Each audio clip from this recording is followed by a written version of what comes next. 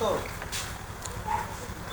হাট বসার পরে সালাদ যাই কিনি তখন কিনবো। যদি খিরে না আসে কিনে কিনবো, যাই কিনে কিনবো।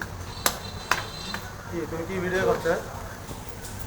তোমাদের যে খোলা খোলা দেখা যাচ্ছে তো। ক্যামেরা ক্লিয়ার করো, ক্যামেরা ক্লিয়ার করো। ক্যামেরা ভালো না ক্যামেরা ক্লিয়ার করতে ওর মধ্যে পড়ে দেবে।